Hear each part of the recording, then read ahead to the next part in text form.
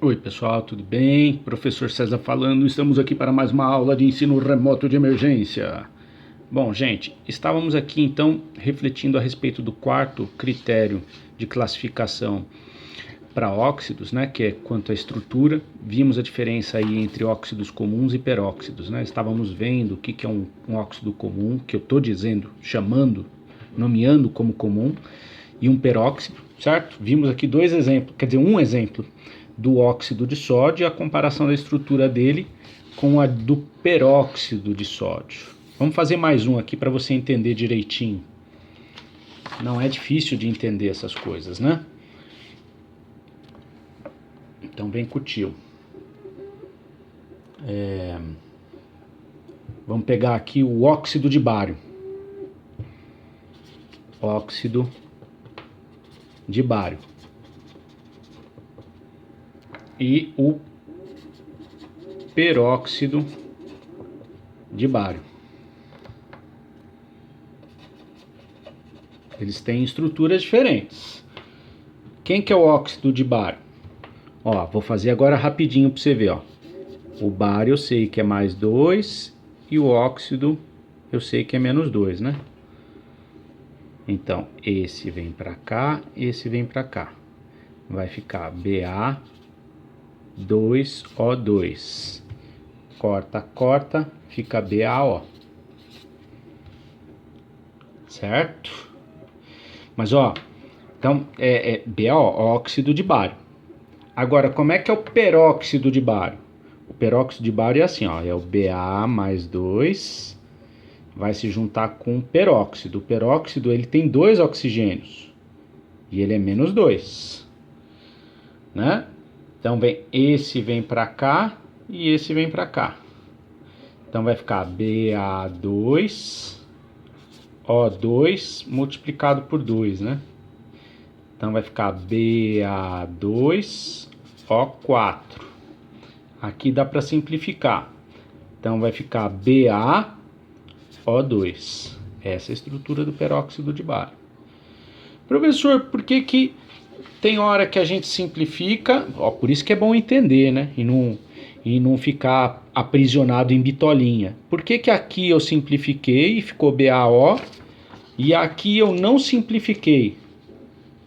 Né? Não dava para simplificar. Por que aqui eu não simplifiquei? Porque aqui é um peróxido, né? Ó, são 2 oxigênios reagindo com 2 sódios, né? Formando a estrutura Na2O2. Essa estrutura aqui, ó, que é formada, certo?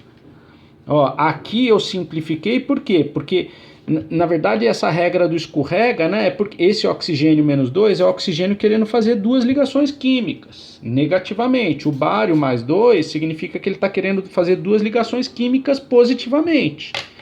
Conecta um com o outro, o composto formado é o BaO. Já o peróxido de bário, por que aqui eu simplifico, né? Porque o peróxido é essa estruturinha aqui, né, ó, querendo fazer 2 ligações. E o bário é essa estruturinha aqui querendo fazer 2 ligações, né? Olha lá, aqui ligou e aqui ligou. Então, a minha estrutura formada é BaO2, que é essa daqui, ó. Não é 2 bários se conectando com 4 oxigênios. É um bário se conectando quimicamente com 2 oxigênios. Por isso que é bom. Essas bitolas, elas funcionam em 99% dos casos. Vai ter 1% que ela não funciona muito bem, que aí você precisa do entendimento para a partir do nome da estrutura. Certo? Muito bem. O último exemplo de um peróxido, comparando o peróxido com óxido. Então, vamos pegar aqui o exemplo mais bonitinho da natureza. O óxido de hidrogênio.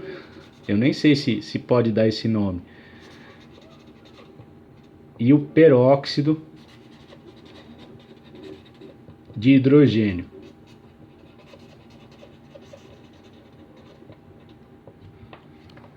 Quem que é o óxido de hidrogênio? É esse aqui, né? é o óxido, o ânion óxido se conectando ao cátion hidrogênio. Ó, o ânion óxido se conectando com cátion hidrogênio. Esse vem para cá, esse vem para cá. Você conhece como H2O. Mas qual que é o significado químico disso? O oxigênio, ele é menos 2, ele tem 2 garfinhos aqui, ó, querendo fincar em alguém. E o hidrogênio, ele é mais um, ele é capaz de fazer uma ligação positivamente. Então vou precisar de 2 hidrogênios para satisfazer um oxigênio. Ó. Ligou. H2O, a estrutura formada, que é essa daqui. Ó. Esse aqui é o óxido de hidrogênio. Agora, como é que é o peróxido de hidrogênio, que você conhece como água oxigenada? O óxido de hidrogênio você conhece como água. O peróxido de hidrogênio você conhece como água oxigenada. Ó, o hidrogênio é o cátion, é mais um. O peróxido é o ânion O2 menos 2. Esse vem para cá, esse vem para cá. Né? Fica H2O2. Essa aqui é a estruturinha da água oxigenada, ou peróxido de hidrogênio. Mas da onde que vem essa estrutura? Ó, o peróxido é esse camarada aqui, ó. São 2 oxigênios querendo fazer 2 ligações químicas, né? Porque uma deles, ó, cada oxigênio faz 2 ligações, ó. Esse oxigênio, ele tá fazendo essa ligação e essa, ó, ele tá querendo fazer 2. Esse oxigênio, ele tá querendo fazer 2 ligações, essa e essa, ó. Só que essa daqui eles fizeram entre eles. Então, quando eu penso nessa estrutura do peróxido se ligando com esse hidrogênio querendo fazer uma ligação e esse hidrogênio querendo fazer outra ligação, positivamente, junta a fome com a vontade de comer, a conexão existe aqui, ó.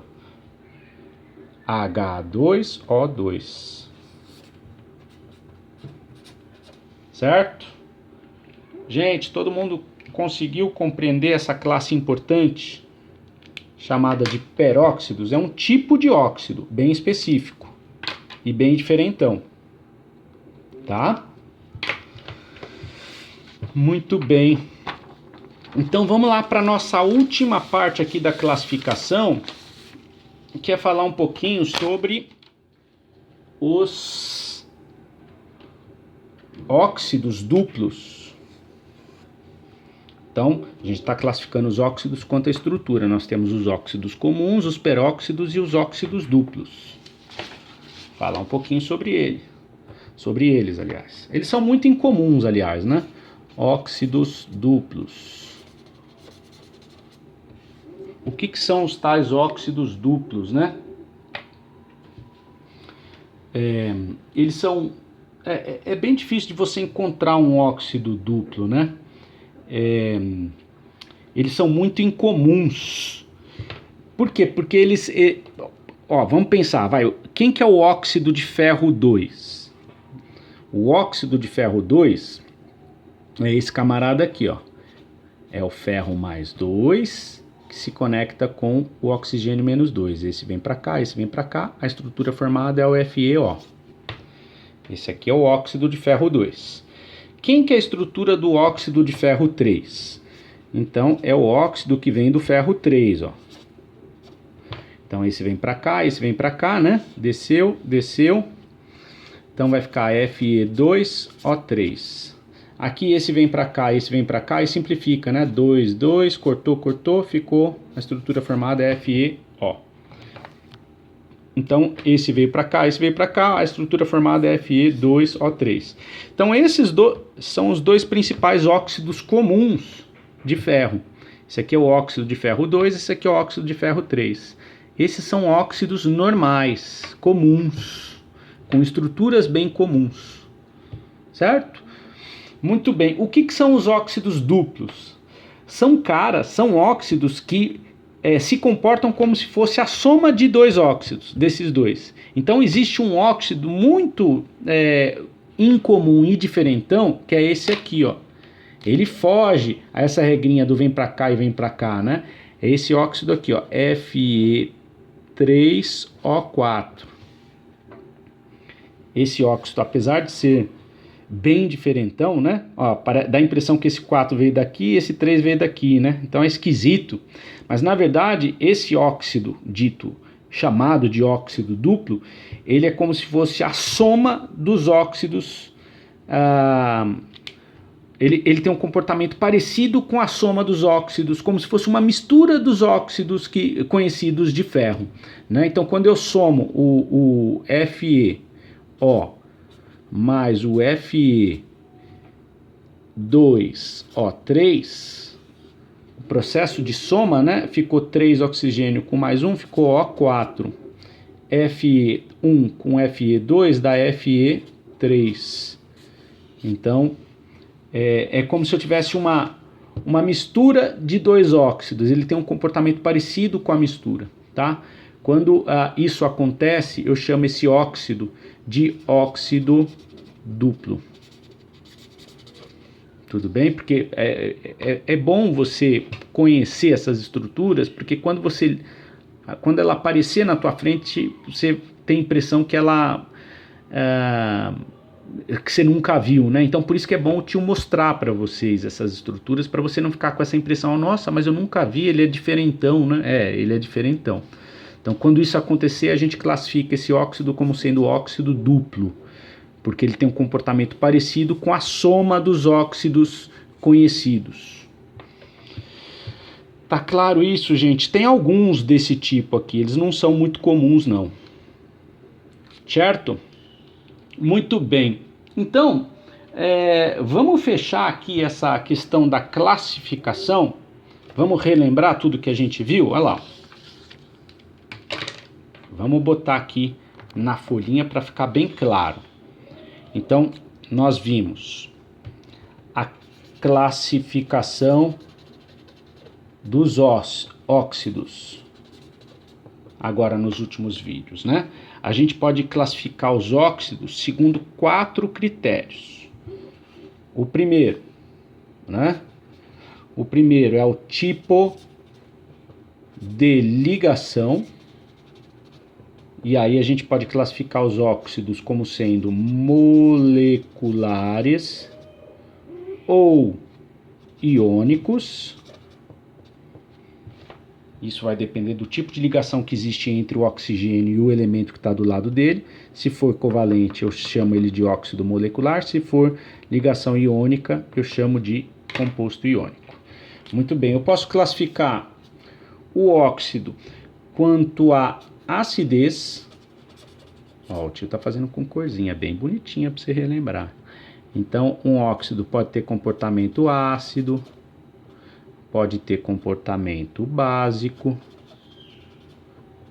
pode ter comportamento anfótero ou anfotérico e pode ter um comportamento neutro ou indiferente. Certo? Nós podemos classificar os óxidos quanto ao tipo de elemento ligado,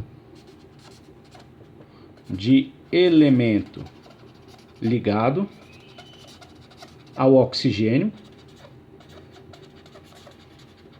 certo? E aí, o elemento que está ligado lá pode ser um metal, aí então o óxido pode ser metálico, ou se o elemento for um não metal, eu classifico ele como sendo um óxido não metálico. E o último tipo de classificação que nós vimos foi quanto à estrutura. Olha lá, quanto à estrutura. Nesse sentido, a gente pode classificar um óxido como sendo comum. Você tem lá o oxigênio com os dois garfinhos garfando alguém. Você tem o óxido que eu chamo de peróxidos. E você tem os tais óxidos duplos. Nos peróxidos você tem dois oxigênios garfando alguém. E você tem os óxidos duplos. Olha só, então tá aqui um mapinha para você, olha lá. Vimos aí os diferentes tipos de óxidos. as diferentes classificações que a gente pode ter, certo? Babinha, gente? Muito bem. Vamos avançar então. Acho que terminamos essa parte de classificação. Vamos voltar lá para o nosso slide, né? Deixa eu voltar aqui.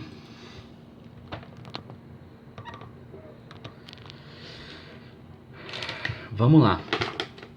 Terminando, fizemos então sobre óxidos, definimos óxidos, a nomenclatura nós vimos lá atrás, que é diferente para óxidos metálicos e não metálicos.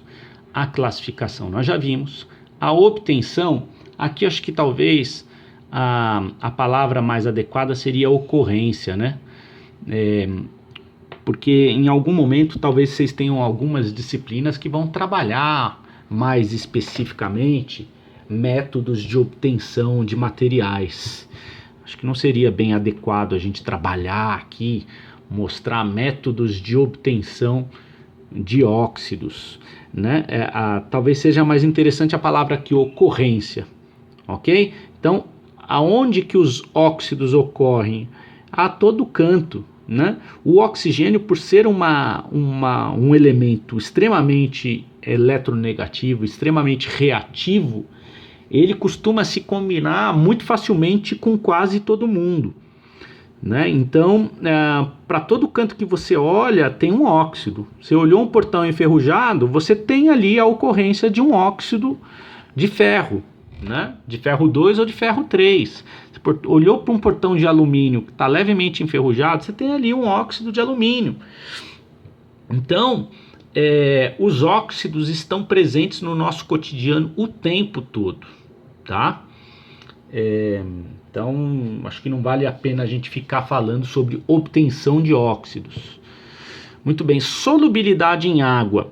De modo geral, o que a gente tem para dizer sobre a solubilidade dos óxidos em água? Os óxidos, eles normalmente não costumam ser solúveis em água, tá? Eles costumam reagir com a água, é diferente. E aí já vale a pena a gente até aproveitar para falar um pouquinho sobre pH, né? Os óxidos e o pH. Acho que é interessante a gente juntar esses dois itens aqui. Falar sobre a solubilidade dos óxidos em água e o pH dos óxidos, né? Então, vamos lá, ó. Vamos tentar entender um pouco esses dois itens aqui, ó. Então, você pega, por exemplo, o óxido de sódio, né? Vamos imaginar pegar essa estruturinha e jogar ela em água, num copo com água. HOH, certo? O que vai acontecer, né?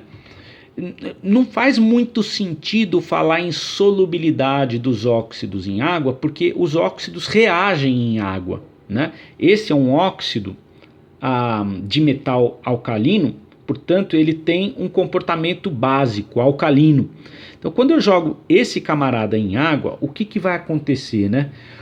Vamos dar um zoom nessa estrutura aqui, no NaO. Então o oxigênio, quando ele está conectado com o Na, né, ele tem 6 elétrons na última camada, né? Quando ele está conectado com o Na, assim, né?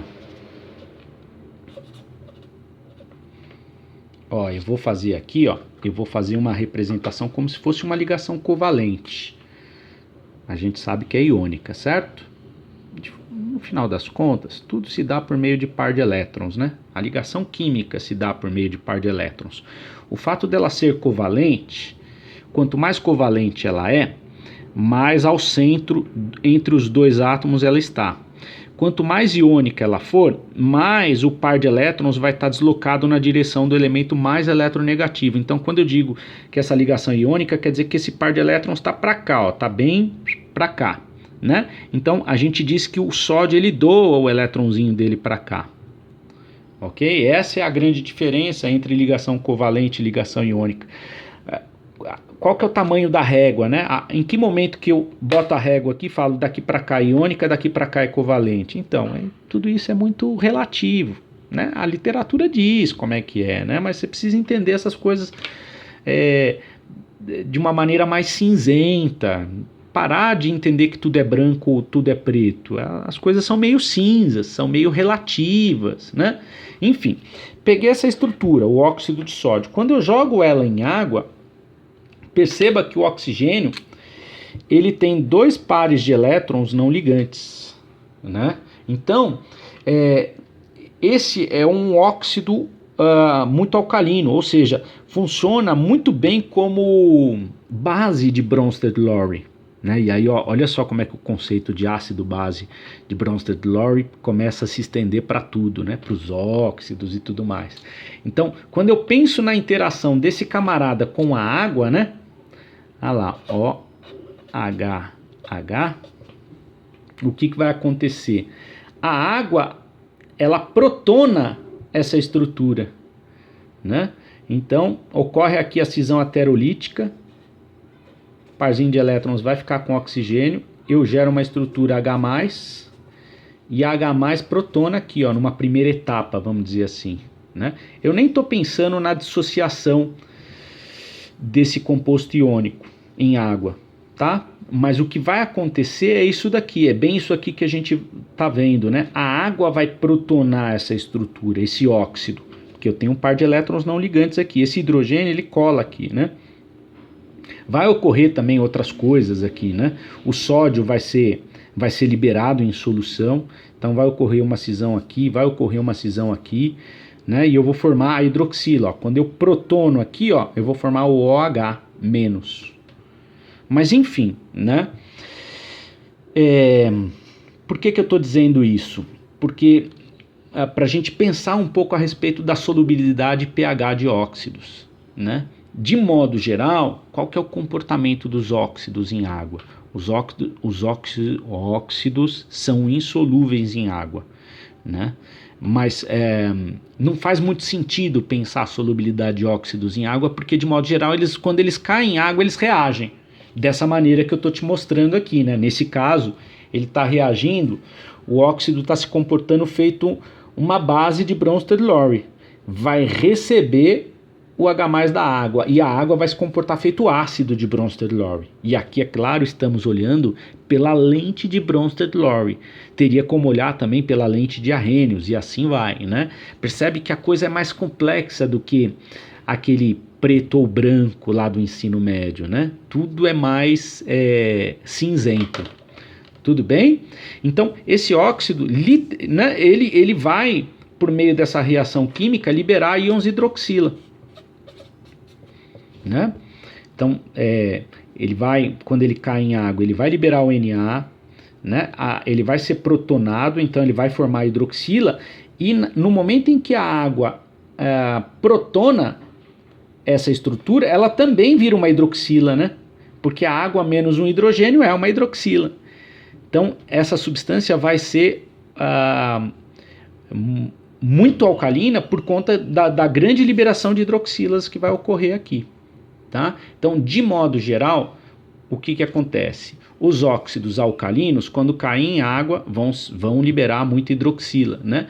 Os óxidos ácidos, quando caem em água, eles vão reagir também com a água, formando os ácidos. Tá? Então não faz muito sentido falar em solubilidade. Os óxidos, quando eles interagem com a água, é por meio de uma reação química e não dissolução. Tá? Portanto, e aí é claro, né, dá pra gente calcular o pH dessas soluções todas, blá, blá, blá, blá, blá, só que a gente não vai fazer isso aqui agora no curso de Química Geral. Tá bom? Ficou claro aqui, gente? Então, acho que pensamos um pouquinho aqui a respeito da solubilidade deles em água. Eles, de modo geral, não são muito solúveis em água e eles costumam ter um comportamento ora alcalino, ora ácido, ora anfótero. Ora, eles são indiferentes ou neutros. Tem óxido que não vai provocar nem aumento nem diminuição de pH, certo? Vamos lá para o cotidiano então, gente. Vamos pensar um pouquinho a respeito dos óxidos e o cotidiano. Para isso, o tio buscou figurinhas da internet, né? E de livros também, né? Então nós temos vários óxidos que são importantes para o nosso cotidiano. O primeiro óxido importante é a água, né? Não preciso nem falar da importância da água.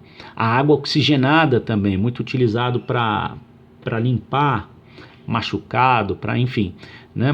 Aqui, ó, mas temos aqui óxido de cálcio, que é utilizado para correção de pH, ele tem um comportamento alcalino, né? Correção de pH do solo. O óxido de manganês é muito utilizado na fabricação de ácido, de aço, aliás. Óxido de estanho é utilizado na fabricação de latas. O óxido de ferro é utilizado na fabricação de pigmentos. O óxido de alumínio é utilizado na fabricação de alumínio, tá? Então, os óxidos, eles ocorrem muito na natureza sob a forma de minério, né? Eles estão lá presentes no minério. Então, a gente faz um processamento químico desse minério e obtém um metal a partir dele, tá? Nós temos os tais peróxidos, na indústria são utilizados como clarificadores, alvejantes de tecidos, polpa de celulose, etc. Para essa substância, sua concentração é superior a 30% de peróxido de hidrogênio. A solução aquosa com concentração de 3% de peróxido de hidrogênio, popularmente conhecida como água oxigenada, é usada como antisséptico e algumas pessoas a utilizam para descoloração de pelos e cabelos, né? Dióxido de silício é o óxido mais abundante na crosta terrestre, ele é um dos componentes dos cristais, das rochas e da areia. O óxido de cálcio, já falei, né? É usado na agricultura para diminuir a acidez do solo e também na preparação da argamassa da construção civil. O óxido nitroso, conhecido como gás hilariante, esse óxido inalado em pequena quantidade provoca euforia, mas pode causar sérios problemas de saúde. Antigamente ele era utilizado como anestésico, acho que agora ultimamente não se faz mais isso.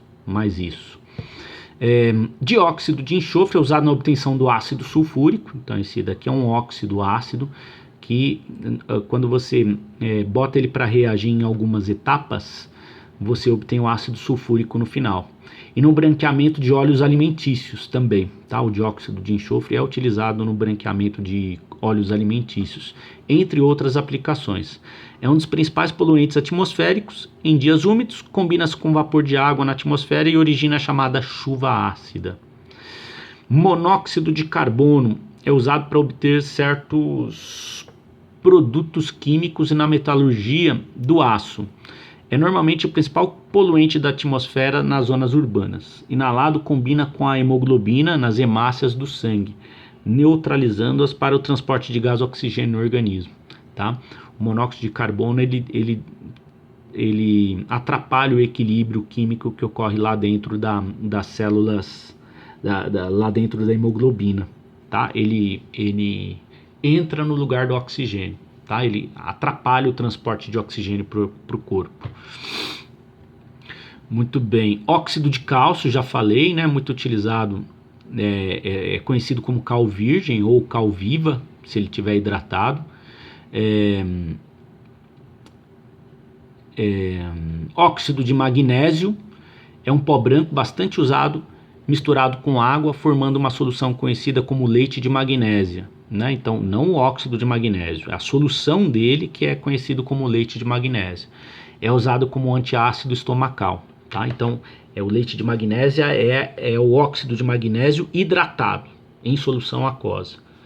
Ele é utilizado como antiácido estomacal, pois reage com ácido clorídrico em nosso estômago e neutraliza o meio.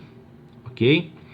O óxido de silício nós já falamos, né? Conhecido como sílice, está presente na areia. Que mais que nós temos? Dióxido, que é importante falar. Peróxido de hidrogênio nós já falamos. Tem esse aqui também, que é bem bonitinho. Ó. O óxido de zinco é um sólido branco de caráter anfótero, ou seja, reage tanto com ácidos como com bases, formando sais. Esse óxido é usado na fabricação de cremes dermatológicos contra assadura, na indústria de tintas e na galvanização de ferro, tá? Protetor solar também utiliza óxidos metálicos. Se não me engano, o óxido de zinco é utilizado na formulação também de protetor solar, tá? Exercícios. Vou deixar exercício para o próximo vídeo, porque tá acabando esse aqui. Vou parando a videoaula por aqui. Beijo, beijo e até a próxima.